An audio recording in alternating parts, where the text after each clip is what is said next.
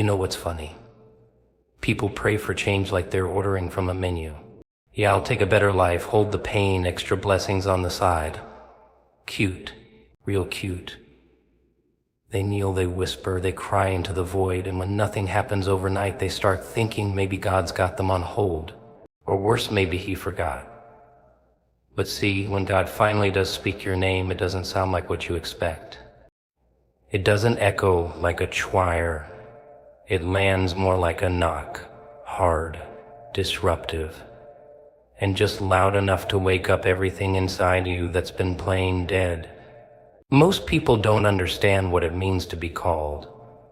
They think it's a title, a platform, maybe even fame, but that's the illusion. That's the glitter they sell you to distract you from the truth. Being called is a disruption. It's a divine interruption. Like someone yanked the cord on your perfectly curated life and flipped. All the lights on. And suddenly everything you built with your bare hands starts shaking. The job, the relationship, the reputation. All of it. Because calling doesn't enter through the front door with a bouquet, it kicks it in and starts flipping furniture. You don't get to stay comfortable. Not when your name's been spoken from the other side. That name isn't the one they call you at work or the one on your social media. I'm talking about the real name. The one your soul recognizes but your ego fears. That name carries weight. It comes wrapped in fire, not flowers. It comes to destroy the version of you that settled. And don't get me wrong, that version served a purpose. It got you through the chaos. It helped you survive. But it wasn't meant to stay. And the longer you wear it, the heavier it gets. Until God says, enough. Time to remember who you are. Now here's where it gets twisted. That moment when he speaks your name, it doesn't bring peace. It brings pressure. People think they're going to feel holy and chosen and all lit up. No, you feel crazy. You feel exposed. You feel like someone cracked your ribs open and shoved truth into your chest. And everything inside you starts rearranging without your permission. You look around at your life and suddenly it's too smally, too shallow, too scripted. You can't fake it anymore. Can't smile through it. Can't sleep through it. Because once the calling hits, pretending becomes painful. And pain, oh yeah, that's the part nobody warns you about. The ache of awakening. The grief of becoming. Because when God calls you out, he's not just handing you a mission, he's asking for a funeral. A burial of your old self. Of your excuses, your timelines, your illusions of control. He doesn't come asking what you're willing to offer, he comes to collect. And the cost is everything you thought you couldn't live without. You won't lose it all at once, that would be too easy. No, you'll lose it in layers. Slowly. Meticulously. Until one day you look in the mirror and don't recognize who you used to be. And you don't want to. But in the beginning, oh, it feels like betrayal, like divine betrayal. You wonder why the moment your name was spoken, the storms and why the moment you said yes, the door slammed. Why the people closest to you suddenly don't see you. Or worse, they see you, but only as the version of you they were comfortable with. The one who didn't ask for more. The one who stayed quiet. The one who didn't dare. But now that version is gone, and all that's left is you bare burning and barely holding it together. You'll try to go back. We all do. You'll try to rewind. You'll try to squeeze yourself back into the life that used to fit like a glove. But it won't work, because the calling leaves a mark. It rewires your vision, your appetite, your standards. You can't unsee what he showed you. You can't unhear what he said. You can't unknow your own name once it's been spoken from heaven. And the scariest part, you're not sure if you're strong enough, if you're ready, if you're worthy.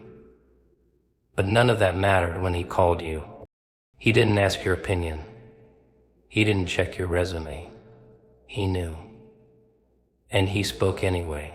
He interrupted your chaos, pierced through your confusion, shouted your name through every failure, every addiction, every mistake.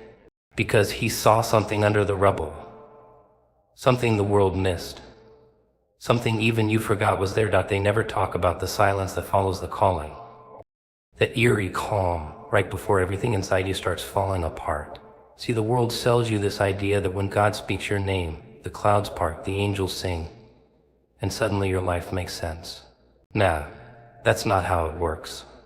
When your name gets spoken, really spoken, it doesn't clear the path. It clears the illusions. And when illusions die, it gets lonely. You start to feel it first in your conversations. They sound different. Like you're speaking English and everyone else is chewing static. You're sitting in rooms you used to beg to be in. And now you're wondering why you're still here. The jokes don't hit. The energy's off. The laughter feels forced, not because they changed, but because you did. Or maybe, finally, you're just sober enough to notice. Isolation doesn't show up in chains. It comes wrapped in clarity. A slow, creeping awareness that what once nourished you is now choking you. You pull away not because you hate them, not because you're bitter, but because your spirit is allergic to pretending now. Pretending you're okay, pretending you're still aligned, pretending that noise is still your rhythm. But the moment that name was spoken, you were removed, not physically, spiritually. Like heaven whispered, you don't belong here anymore. And people will feel it. Oh, they'll feel it. They won't know what shifted, but they'll sense the distance. Some will think you're arrogant. Others will say you're acting brand new, but the truth is you're not acting at all, you're becoming. And becoming is ugly because growth doesn't ask for permission. It just starts. Like weeds pushing through concrete. Like light cracking through a closed door. You didn't choose this, you were summoned, so now you find yourself walking alone, not because no one loves you, but because no one understands this version of you yet. Hell, you barely understand it. You're outgrowing the shell, but the new form hasn't fully formed yet. You're stuck in the middle, between the old conversations that bore you and the new ones that haven't arrived. Between the people who knew the wounded version of you and the ones who are still being prepared to meet the healed one. This space, it's called divine isolation. And it's brutal. You start questioning everything. Your memory gets loud. You revisit mistakes like old friends. You start wondering, did I mishear? Did I imagine it? Because the silence after the calling is deafening. It's a void. And in that void, the doubt comes creeping. You think maybe you should go back, blend in again. Shrink a little, just enough to feel the warmth of belonging. But deep down, you know it's too late. The spell's broken. The veil's been torn. You can't unknow. You can't return to the smallness that once felt safe. You've seen too much, and it hurts. Not in a bleeding, dramatic way, in a cold, quiet ache. A soul-level soreness, like mourning a death no one else attended. Because you're grieving, not a person, but a version of you. The one who used to laugh a little louder, dream a little safer, believe a little smaller. And even though that version wasn't free, it was familiar. And familiarity has a strange way of feeling like love, even when it's a cage. Don't expect applause here. Don't expect understanding. When you're marked, when your name gets called, your process becomes invisible. People only clap when the fruit shows. No one celebrates the pruning. No one cheers for the isolation season. Because it looks like failure, like confusion, like loss, but it's not. It's strategy. Divine strategy. You were pulled away so you could hear clearly, so you could heal without distraction, so you could confront the demons that live comfortably in your routine. This loneliness, it's sacred. This disconnect, it's protection. You weren't abandoned. You were hidden. Sheltered from voices that would have talked you out of your next level. Shielded from opinions that would have caged you in their expectations. You're being transformed in the dark, in the silence, in the space where nothing seems to be happening but everything is shifting. Your mind, your spirit, your posture, your standards, all of it, being recalibrated by something greater than your timeline, stronger than your willpower. They don't tell you this part because it's not pretty, it doesn't trend. There's no filter that makes spiritual isolation sexy, but it's real. And it's necessary, because before you rise, you must detach. Before you lead, you must retreat. And before you step into the light, you must survive the silence that comes right after your name is spoken. People love to talk about breakthrough. Breakthrough this, breakthrough that. It's the buzzword of the hopeful and the half-awake. They post about it, they preach about it. They chase it like it's some magic door that's just waiting to fly open. But what they don't tell you, what no one wants to admit, is that right before that breakthrough, there's a breakdown, a complete, glorious, mind-bending collapse. And if you don't understand that, if you're not ready for that, you'll mislabel your greatest turning point as a failure. See, when God starts rearranging your life, He doesn't politely knock on the door and ask for a little room. He clears the table, sweeps the pieces off the board, wipes everything out until you're standing in the rubble of what you thought was solid. And it hurts. Oh, it hurts like hell. Because He doesn't break what's weak, He breaks what's strong. What you built, what you trusted, what you clung to when everything else felt shaky. He breaks that. You ever had life hit you so hard you couldn't even cry? Just sat there blinking at the wall, wondering how it all went so sideways. That's not just life, that's the divine reset. And it doesn't feel holy, it feels violent, confusing, unfair, because it attacks your rhythm, your identity, your security. One day you're stable, and the next day you're spiraling. People think something must be wrong with them. But no, something's right. Something's finally being confronted. But the ego doesn't like that. No. The ego fights to stay in control. It whispers, this isn't spiritual, this is sabotage. And it's clever, because it knows exactly how to make you question everything. Make you think maybe you missed your shot. Maybe you're being punished. Maybe you were better off before all this awakening nonsense. The ego wants comfort, and comfort hates breakthrough. Because breakthrough means demolition. And demolition means chaos. You'll try to hold it together. That's what we do. We tape the cracks, we fake the smile, we say it's just a phase. But deep down, you know, something deeper is happening, something irreversible, and it terrifies you. Because transformation doesn't come with instructions, it comes with fire. And you're either going to let it burn what no longer serves you, or you're going to keep running back into a house that's already collapsing. People around you won't get it, they'll call it a slump. A bad mood, depression maybe. And sure, parts of it look like that. But this isn't about sadness, this is about severing. Severing from the parts of your identity that were built on trauma, survival, validation, performance. And those roots run deep. So when they get pulled, you feel it in your bones, in your sleep, in your silence. You feel it in your appetite for things that used to thrill you but now feel hollow. You start to realize how much of your life was built to please people who were never going to clap for you anyway. How many decisions were made from fear, not faith? How often you dimmed your light just to make sure no one felt too small standing next to you. But the breakdown doesn't let you hide anymore. It drags all that to the surface. Every mask, every wound, every belief that kept you bound. And it dares you to choose heal or repeat. And let me tell you, healing, it's not cute, it's not candles and yoga and peace signs. It's rage, it's crying in parking lots, waking up in the middle of the night and asking, what the hell is happening to we?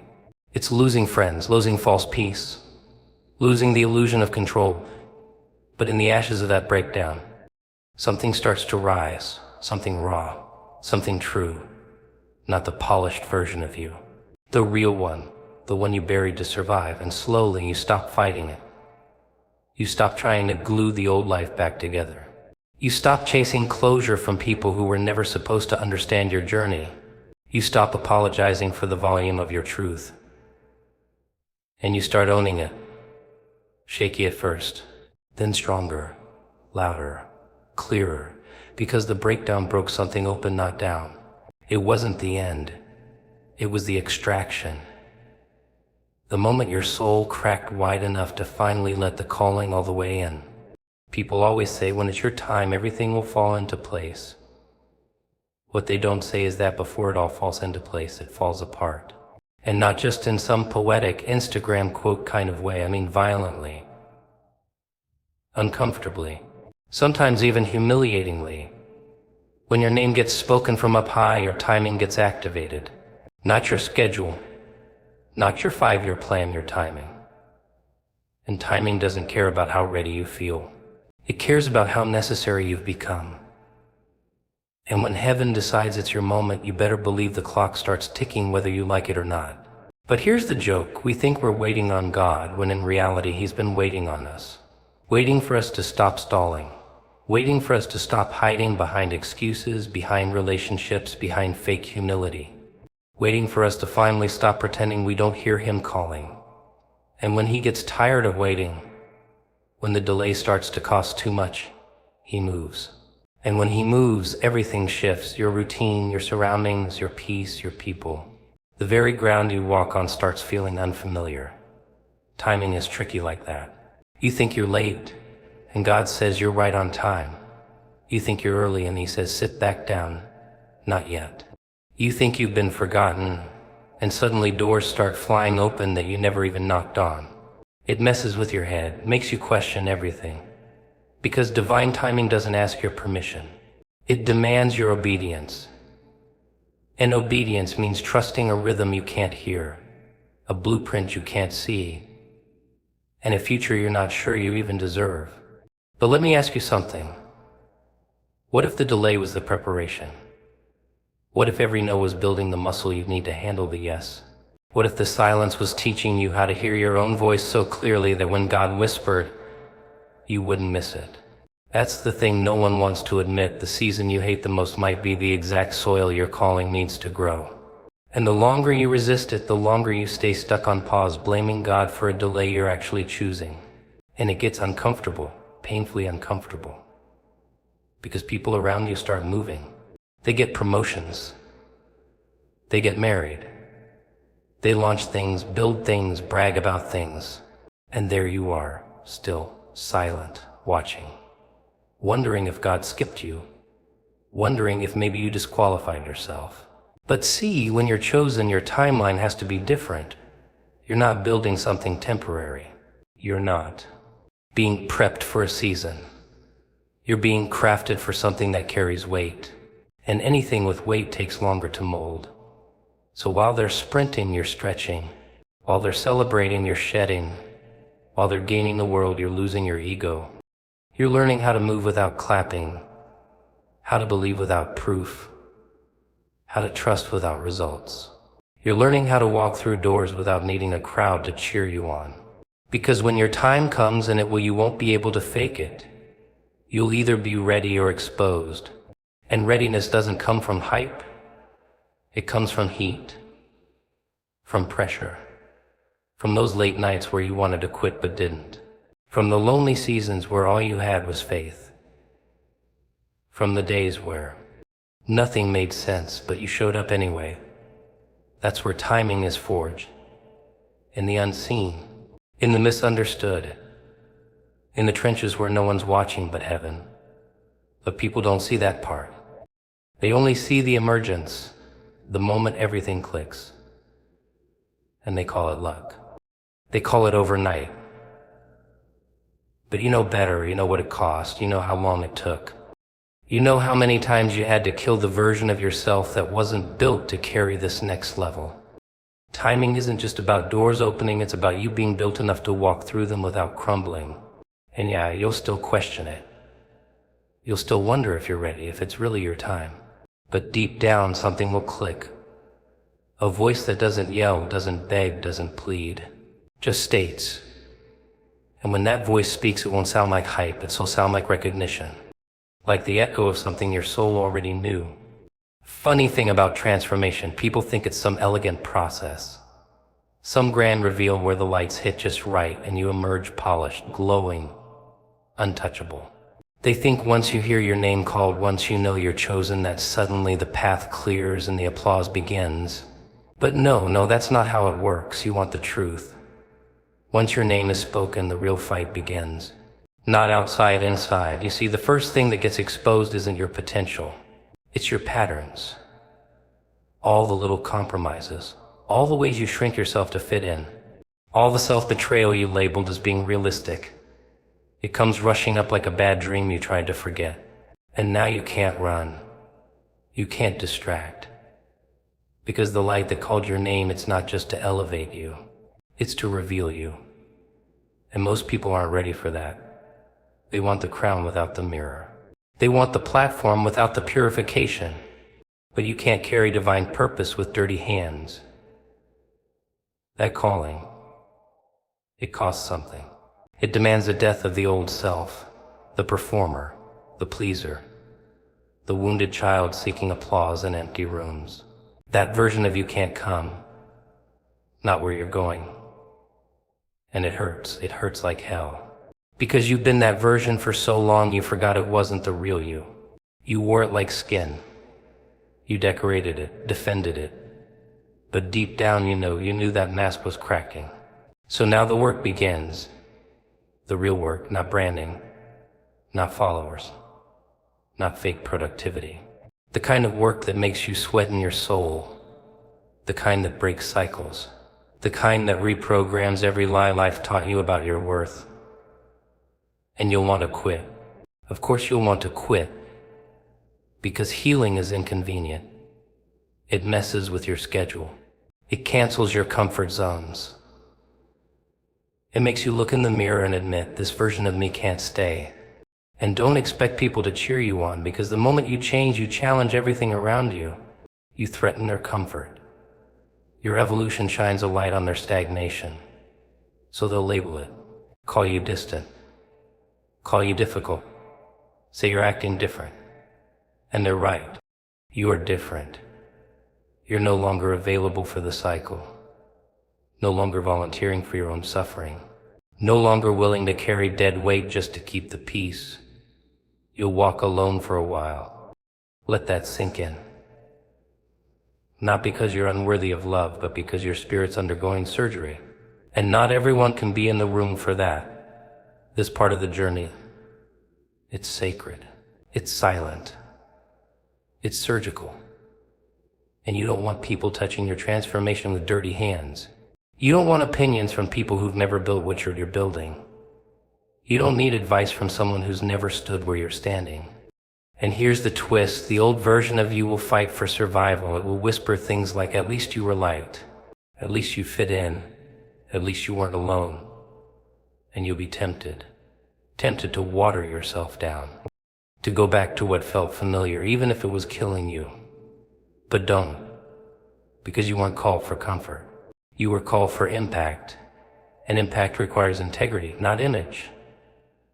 Not imitation. Just raw, unfiltered, unedited truth. And that truth, it's messy. It doesn't always sell. It doesn't always trend.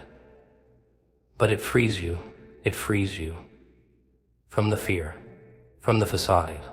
From the pressure to be everything to everyone. When you start walking in that truth, something wild happens. You stop asking for permission. You stop begging to be seen. You stop performing for people who wouldn't recognize your value even if you tattooed it on your face.